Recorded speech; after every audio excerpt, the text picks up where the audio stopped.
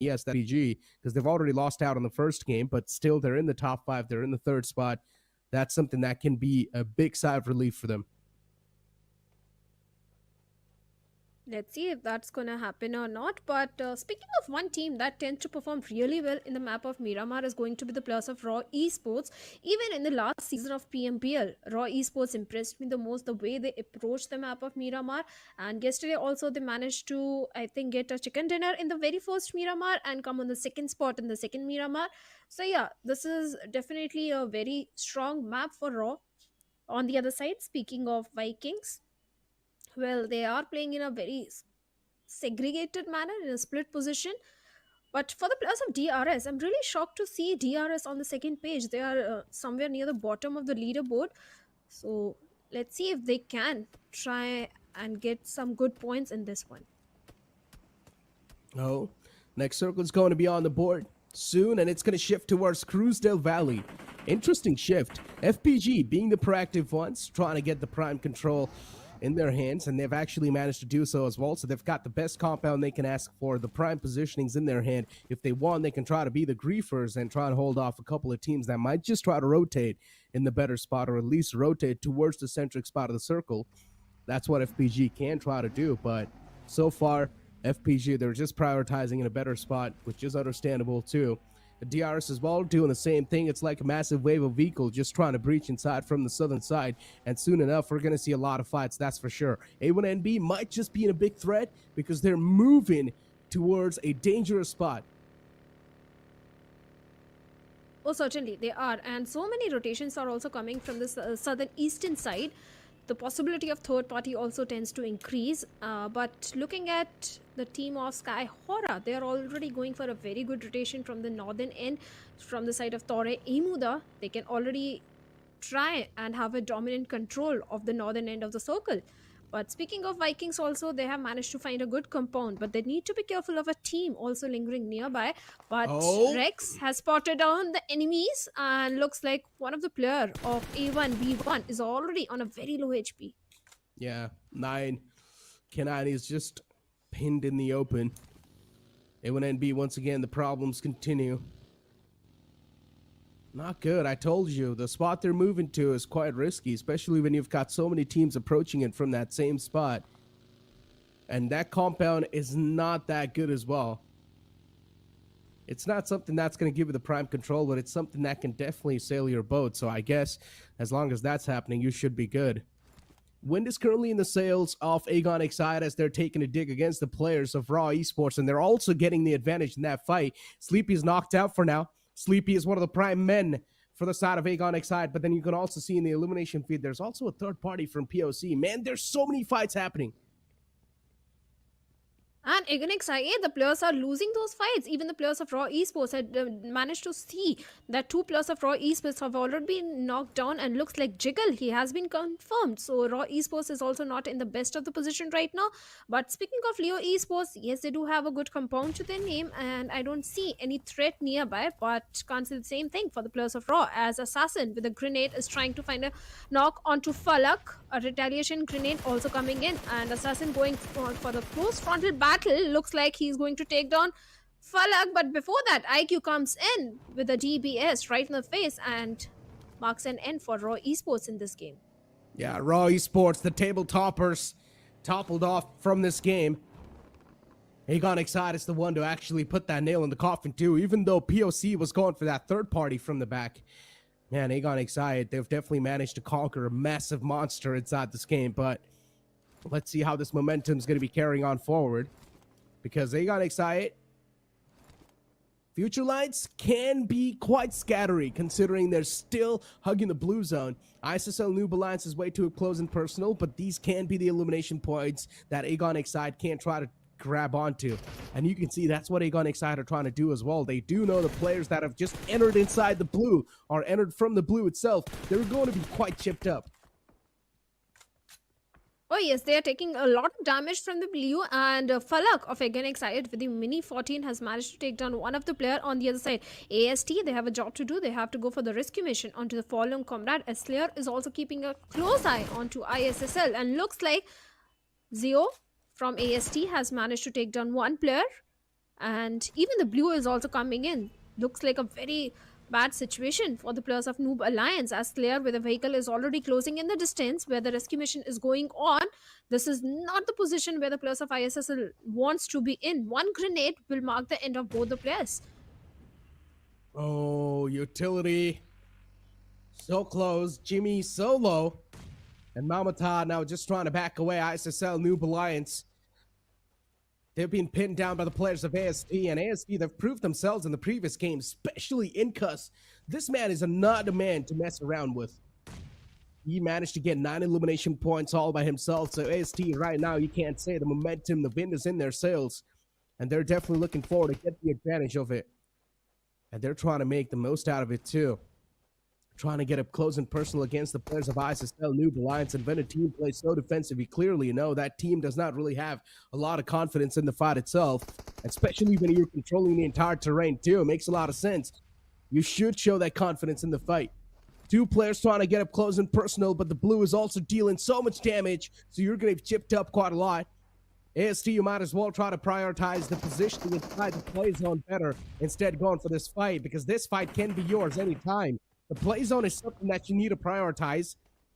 AST finally finding that knockdown, going for the second blow too, but no, unfortunately, losing out on their own player, or almost losing out on that player. But already the damage is done. The damage has been dealt. Noob Alliance eliminated from the game, but AST, they're wasting so much time, and they're also getting chipped up by the blue zone. Well, they have to revive their fallen teammates as soon as possible and heal themselves. On the other side of the map, I did manage to see that POC and ENG were also locking horns with each other, where the players of ENG have already been dealt with. Even the players of DRS are also falling down, thanks to the players of UG. FPG, also right in the center of the circle, is locking horns with the players of GG. Lot of utility has been invested, but Ziol is having that cheeky angle. He can go for the flanks and try and take down at least one player from the side of GG, but DRS on the other side, DI868, still holding on to his angle, as the players of UG are trying to back away from this fight. DRS, once again, I mean, they have managed to get the advantage against the players of UG. XMPL knocked out. A big blow to the players of DRS. This can blow off their ego right here. XMPL needs to be back upon his feet. DRS, all the players on the back lines trying to provide that cover. XMPL, oh, he's barely alive and eventually bleeds to his own death. DRS, they've lost out on a diamond. And soon enough, that's going to sting them in the future.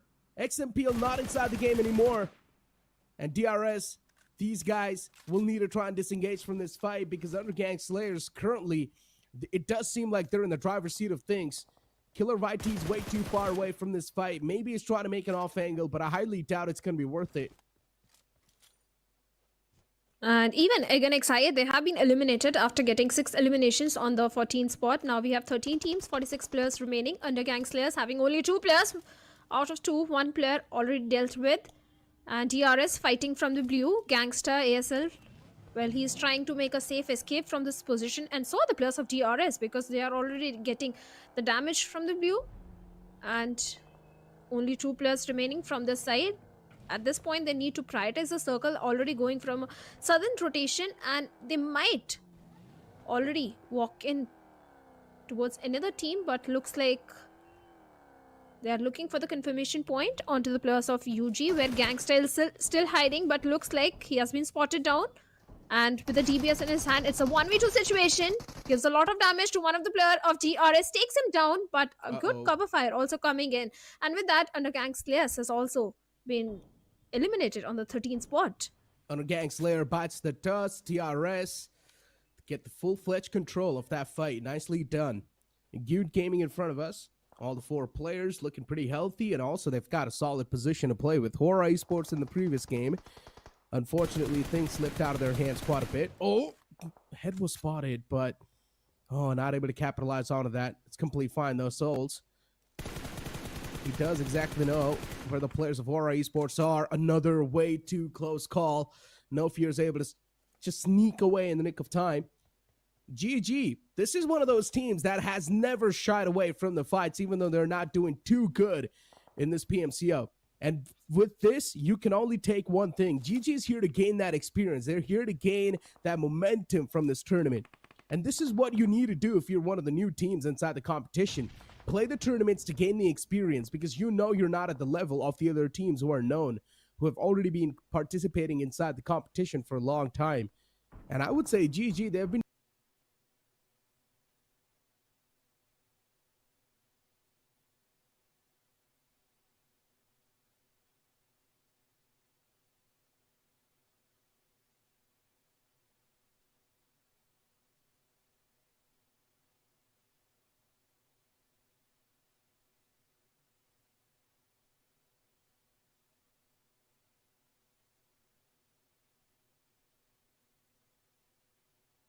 many teams are present over there, the possibility of third party will also tend to increase. But right now, DRS Gaming Nepal, Killer YT, well, he's having a little bit of the trouble with his vehicle. And speaking of Killer YT, he impressed me a lot last year in PMPL with his performance. But this season of PMCO looks like he's completely missing out. On the other side, Ryuk from the side of Raw with the mini tap shots is dishing out a lot of damage to the players of POC. oh, Raw. 4 Raw is one of those teams that has astonished me personally. Let's see what they can do. And this is a team that is currently in the top 5 too, so this team is a walking threat for a lot of the teams. 4 Raw, a team that cannot be underestimated. Let's see what the plate has for them, because soon enough, things are going to be even more tougher. A51 on our screens. For them, all the players are alive, so you can't say that's a good thing. Another team that is looking forward to get the experience underneath their belts. POC loses out of the first man. Kale knocked out. Confirmation is going to be tough to follow up, because once again, you do not really have the sight lines onto that team, but the utilities are just dealing that constant damage. And that's something that's really keeping the players of POC on that bay. Another utility tossed in, and that's tossed into perfection as well. Core knocked out. POC on the verge of getting eliminated, probably. Sego's the only man who's called for the resurrection, and he's also getting pounced on by this DBS. Random stands through the smoke. Once again, Renok follows up, and Concha, a beautiful push on the time. One more man to go in the name of Dayubi. What can he do? POC, one last glimmer of hope alive, and that's it. Concha single-handedly 1v4s that team. POC, they have been dismantled by this one single guy. There was a lot of communication error in the players of POC. We'll come back to that, but right now we have FPG also going out against the players of Leos, where Yete Uta with a grenade takes on one player, and Bia also goes down. And with that, looks like FPG, they have also been eliminated on the 10th spot, and Leos, well, they get 4 elimination points as well. On the other side, the players of HORAA are also coming under heavy fire from the side of 4 Raw, and Malik behind that vehicle is trying to find some opening through those grenades. Let's see if we can manage. And yes, he does. Takes down Rogue. Buys enough time to go for the rescue mission onto his fallen teammate. And Sky also closing on the distance, looking for the confirmation point onto Rogue with his utilities. Oh, man. The util barrage that's there currently onto these guys. It's crazy. Rogue being found, and then the constant barrage as well. The damage just keeps on flowing up. A good knock, though. 4 Raw tried their best to fight back, but it's HORAA Esports for you. They're not going to be that easy to deal with. 4 Raw has been eliminated. The consistency has clearly dropped off from 4 Raw. Even yesterday, we did not really see towards the end of the day 4 Raw popping off, so that's a big issue for them. HORAA Esports, though, they're here to claim that first spot, and they're clearly playing like the champs they are as well. No Fear was the only casualty from that fight, but look at VIKINGxSS Esports slipping under the radar. So far, these guys haven't engaged in a single fight. Yeah, they are being a little silent. And for now, speaking of the players of HORAA Esports as well, they've already cleared the entirety of the eastern side of the circle. Speaking of A51, they have the southern compound control, and GG, they managed to eliminate the players of Leo Esports, getting 2 defeat points as well. And Vikings could be the next target as the Molotov goes in, but no connection whatsoever. The players of Vikings are for now safe, but there's a possibility of third party also happening. But THD Mighty takes down one player from the side of A1 and B1. Oh no. DXD Devil X Dragons going up against the players of Avon Esports up close and personal. and they're just getting eliminated like that. Oh, this is so tough for them. And then GEUD Gaming 2 getting shot at. Oh no, from the far fray, it's the players of HORAA Esports. Farhad knocked out on the verge of getting eliminated too. HORAA Esports, they're quite desperate to claim this elimination point. Farhad squeezes himself behind that tree, but eventually the resurrection should be there too, because the cavalry is doing a fantastic job in providing that support. They're utilizing the smoke grenades to make sure that Farhad's going to cross on over to the opposite side. DevilX Dragons has been eliminated from the game. A1NP is the one to eliminate the players of DevilX Dragon.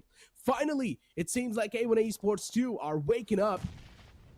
But all it takes is that one single mistake for A1NB to get eliminated from the game, and I hope that mistake's not going to happen.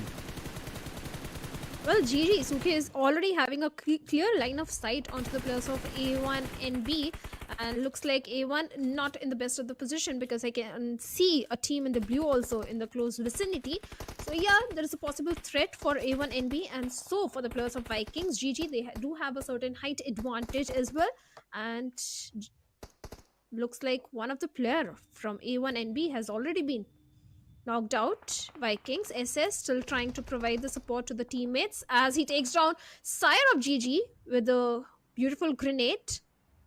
A follow-up grenade should be coming in, but looks like a Molotov has been exchanged between GG and Vikings, as Soul is trying to give revive to his fallen teammate. Vikings, 3 players in that compound, surrounded by the players of GG. From the back are the players of HORAA Esports. Man, this whole terrain is just cursed. You might as well not find yourself in this one, because in the front lines, it's also the players of A1 Esports that are getting pushed on, if I'm not wrong, by the players of AST. So even for A1 Esports, the problems keep on knocking their doors, but at least this time they're somewhere in the top 6.